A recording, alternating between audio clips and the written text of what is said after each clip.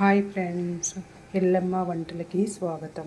ఈరోజు నేను చేయబోయే వంట సొరకాయ శనగపప్పు కర్రీ.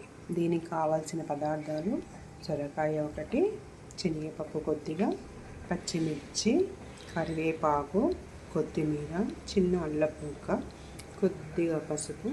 మిక్సీ జారులోకి కొద్దిగా ఉప్పు వేసుకొని దానిలో అల్లం ముక్కలు, పచ్చిమిరపకాయ ముక్కలు వేసి మిక్సీ చేసుకోవాలి. సొరకాయ కూర కోసం ఆయిల్ వేడి చేసుకోవాలి. కొద్దిగా ఆవాలు, కొద్దిగా జీలకర్ర వేసుకోవాలి. 2 ఎండుమిర్చీలు వేసి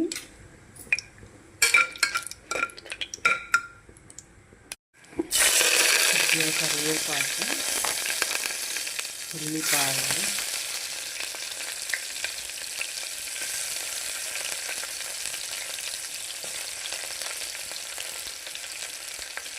వేసుకున్నాక కొద్దిగా అల్లం వెల్లుల్లిపాయ పేస్ట్, ఉల్లిపాయ వేగాక దాంట్లోకి మనం పచ్చిమిర్చి, అల్లం ముక్క, కొత్తిమీర పేస్ట్ చేసిన దాన్ని వేసుకోవాలి. దానివల్ల చక్కగా పచ్చివాసన అంతా పోయే వరకు వేయించుకోవాలి. దాంట్లోనే కొద్దిగా ఉప్పు వేసి నూరుకుంటే కొద్దిగా చేదు రాదనమాట. ఇప్పుడు చక్కగా ఇలా లైట్గా ఉల్లిపాయల్లోకి సొరకాయ ముక్కలు ఇలా వేసుకొని మొత్తం కలియ తిప్పుకోవాలి. కారం అంతా ముక్కలకు పట్టేటట్టు కలియ తిప్పుకోవాలి. దానిలోకి మనం నానబెట్టుకున్న శనగపప్పుని వేసుకోవాలి.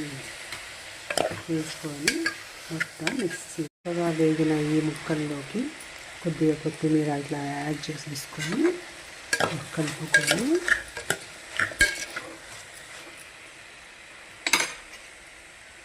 లైట్గా వాటర్, ముక్కలు ఉడికేంత వరకు వాటర్ పోసుకోవాలి.